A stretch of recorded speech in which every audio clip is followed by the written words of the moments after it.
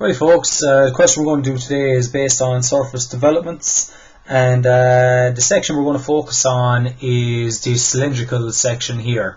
So we can see the structure that we're given, but obviously the section we're focusing on here is this cylindrical part here that has been cut at an angle. So it says, given are the elevation and incomplete plan of the cylindrical section from the hopper shown, complete the plan of the solid and draw one piece surface development of this. So we can see down here we've got the elevation and we have to draw the plan underneath. So what I'm going to do in a second now is I'm going to flash to the elevation and plan. We're going to complete those and then we are going to do the surface development of it.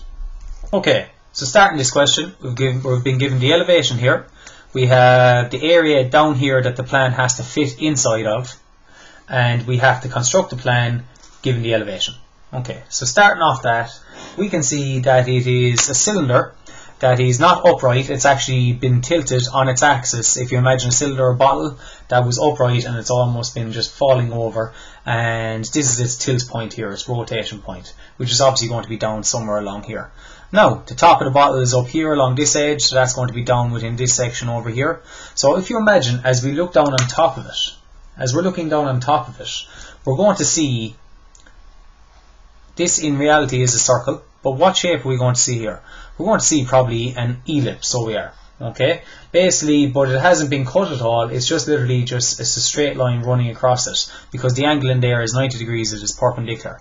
And in this shape down here, we're also going to see another ellipse. It's just going to be an elongated ellipse, okay? Because in this case, it has been cut at an angle. Now, to be able to generate that, when we're working with circles, we always have to usually just split up our circle. And how are we going to do that is the question. Well, first of all, at what angle do we see this cylinder as a circle? And it means we would either have to look at it from here, straight at it, okay, because as we look through it we'll see a circle, or we could look at it from this side, okay. But what we're going to do today is we're actually just going to look at it from this angle down here, and we're going to get a circle up here. Actually, do you know what? We'll do it down from this angle. It makes absolutely no difference which way we look at it. Just depends where we're going to break it up. So now, what we're going to do is we need to look along it. I'll just see what angle that actually works out at. And it's working out at 30 degrees, nice and easy. Perfect.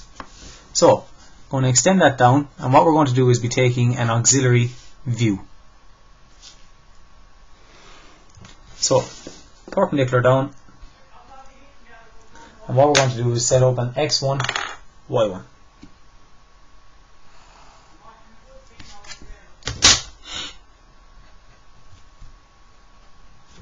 And we're looking straight at the face of it, so we are going to see a circle. Now it's just a case of we have to work out what radius that circle is.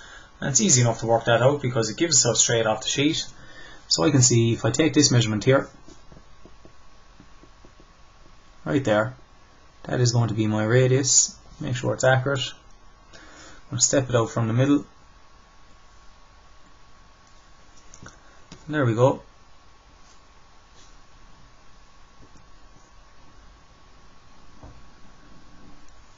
There is my circle, or my cylinder as I look straight at it, I should say. Just going to heavy that in now.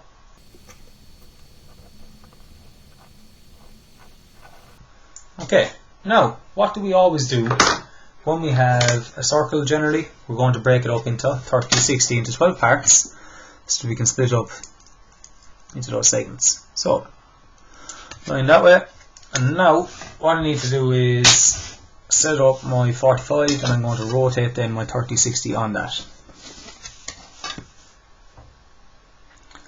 Line up down there. I'm going to slide that down. I'm going to use this then as a guide. So 30 degrees that way,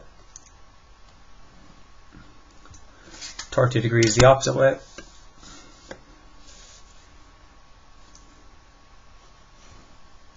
,60 degrees,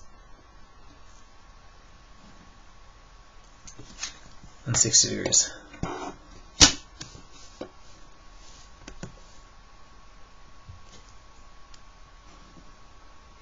There we go. Okay.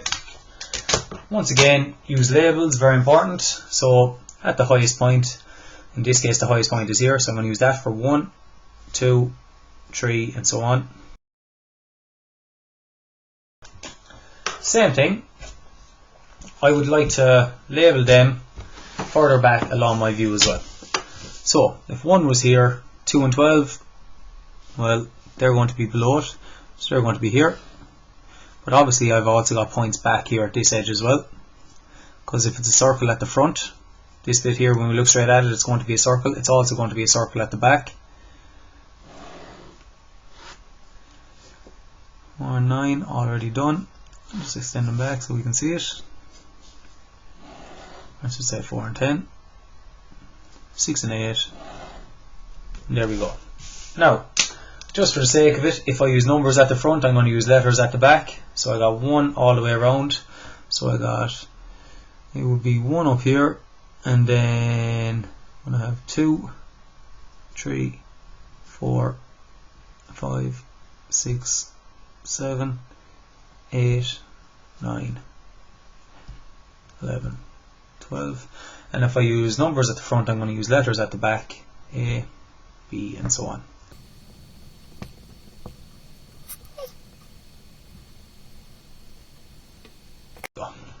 Index, nice and neatly. Okay, now all we have to do is we need to locate them in plan. And first off, in plan, I know this distance down, which is my radius, that's going to be the same distance here. So it is. So first of all, I can actually just take that distance out. And take that, because I can tell my width of it already, which is from here to here. So I can take that distance once again, right there. Make sure I get it accurately. From there to there, I'm going to mark that down. That's right in the middle. Very important. It's working backwards from our XY line, because if we were doing an auxiliary, generally, if you project from the plan, you take the depths from the, or sorry, if you project from the elevation, you take the depths from the plan. And in this case, we've already got the auxiliary, so we're just working backwards. So to get any measurements down here, I'm going to do 2 views from that. 1, 2. Okay? Now, that would be where 1 and 7 are, here and here, because that's that distance out. So I'm just going to mark that. So, 1 and 7 will be somewhere along there. It's just a case of working that out. Now, if I want to find exactly where 1 and 7 are, I can bring them down. There's 1 and 7.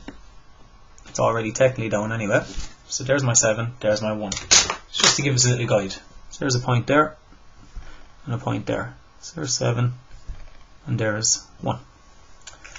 Now, if I would like to find where 2 and 12 are and so on, I'm just going to bring down all my points now.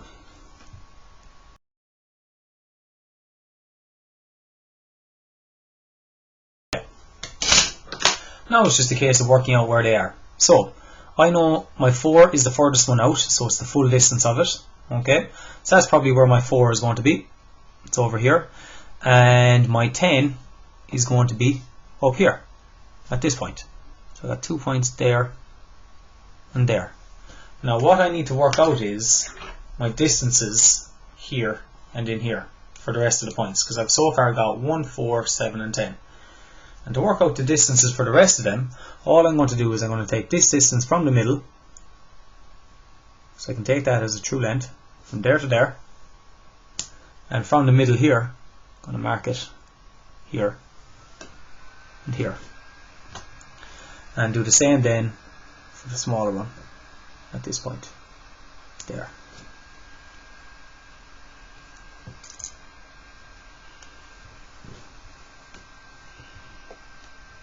There and there. Nice and easy.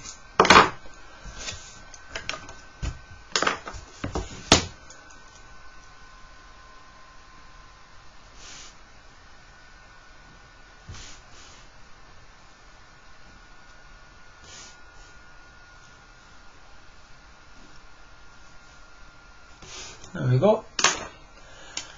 Now if I wanted to find the numbers, remember what I said, so this one was where 2 and 12 were. So to find them, 2 and 12, they'll be here. And I should have brought that one out a touch further. And here. There we go.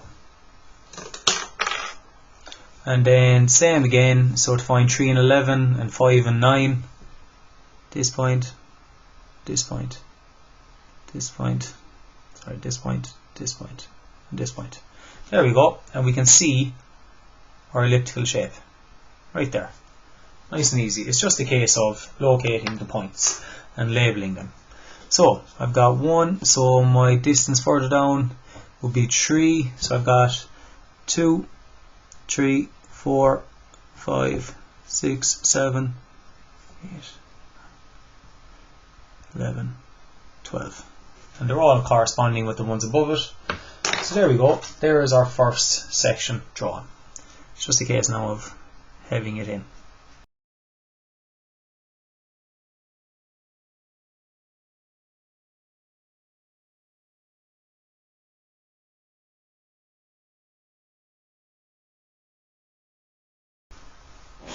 So there we go.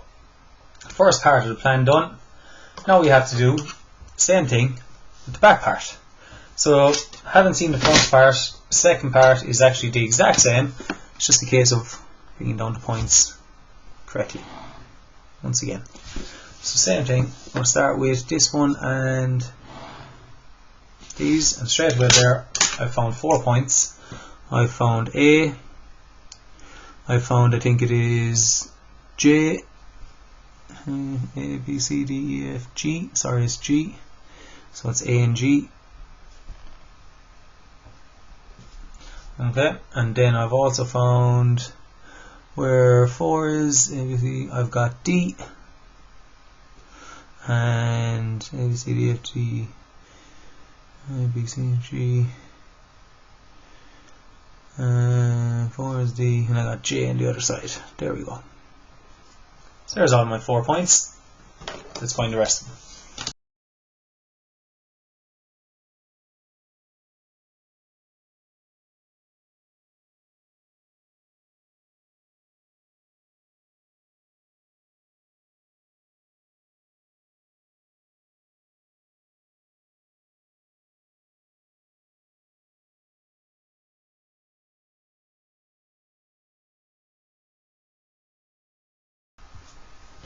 There we go.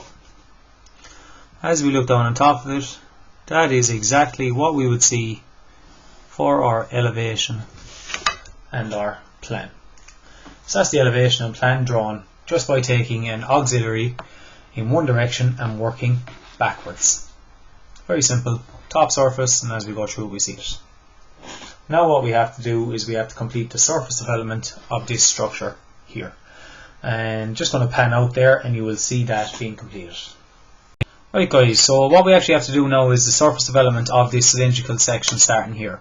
And when we take the cylinder we can look at it straight away, and if we look along the side here we can see all these generators that were running along it, and the generators help to actually generate the cylinder. And once again, as we can see, the cylinder has been tilted on its axis, and it is, if you imagine, falling over. If we had it right up here, it would be perfect. That means then one of these generators, the longest one especially from here to here, that is the true length. So as we fold it out, generally when you fold out a cylinder you're going to get a rectangle. So you are. So what we can do is, if that's at 30 degrees, which it is, I am going to fold it out and imagine it folding out like a piece of paper. So I can rotate up here, or not rotate up, but generate up here and here, both at 60 degrees. And I'm going to use this point, this line right here, as my start point, right there. Now, I have to imagine that cylinder as it's folded up, like that, and it's folding out, and it ends up making a rectangle. And what we have to do is we need a true length to be able to determine how far we need to step out. Because when it's a cylinder, you can't, once again, you cannot measure a circumference. And we have done a question like this previously before. But what we do then is we take the distance between one of the segments. And we have 12 sections here like a clock, so we're going to take the distance from 1 to 2 and take that as a true length and step it off 12 times until we get back to number 1.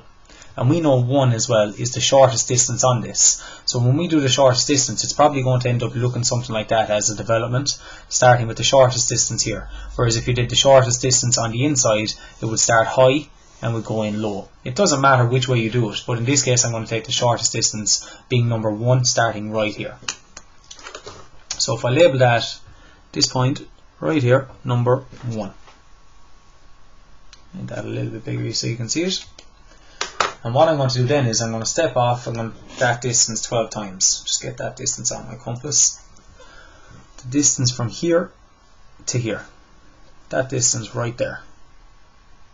Because that is the same as every other distance along the way. I'm going to step it off a number of times until I get all the way back to 1. So there's 2, 3, so on.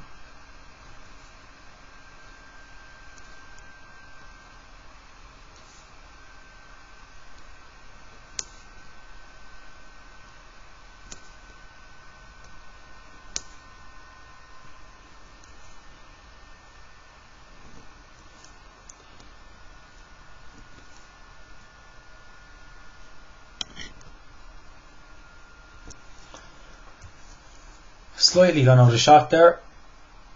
Just have it in. Yep, there we go. Now, at this point here, just going to extend that one up just a touch further. There we go. Label my points. So I had 1, 2, 3, 4, 5, 6, 7, 8, 9, 10, 11, 12. Back to 1.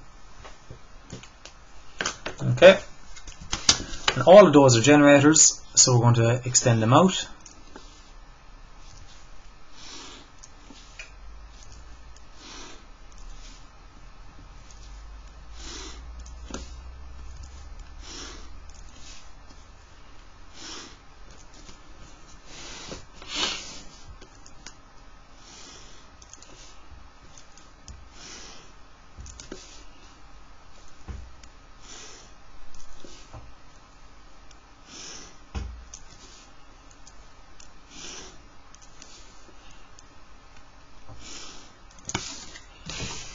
There we go.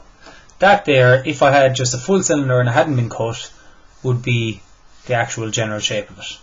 However, we know it's going to be more of a cut surface. Now, you might wonder why this section isn't actually leading to it. That section actually isn't cut, it's just the top of the cylinder as it had been dropping over, falling over on its left. So now what we have to work out is where 1 cuts, where 2 and 12, 3 and 11, 4 and 10, 5 and 9, 6 and 8 and 7 all cut. And it's very easy because we can take all of these here as true lengths. So we can, because every one of them in plan are parallel. Those generators are all parallel with the XY line. So we have this one, this one, this one, and so on. They're all parallel. These lines here, which are generators, are all parallel. So, to find 1, I had a 1 here and a 1 up here. I can literally just mark it off, bring it up. To find 2 and 12, it's the exact same. So 2 all the way up to 12, 3 to 11, 4 and 10,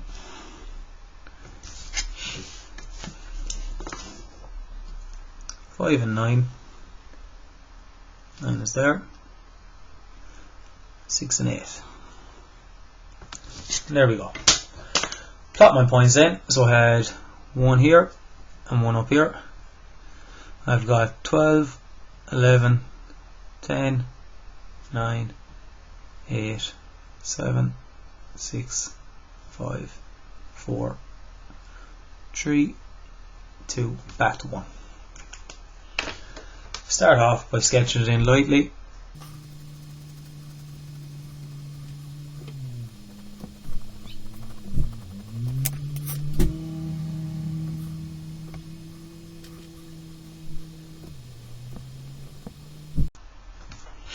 So that is the cut section of it. Just to complete the development now.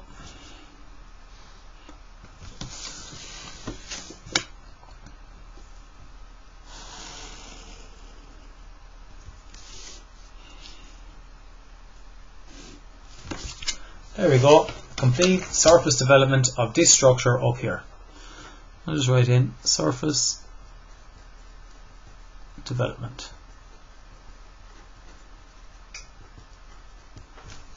Nice and simple. Question done.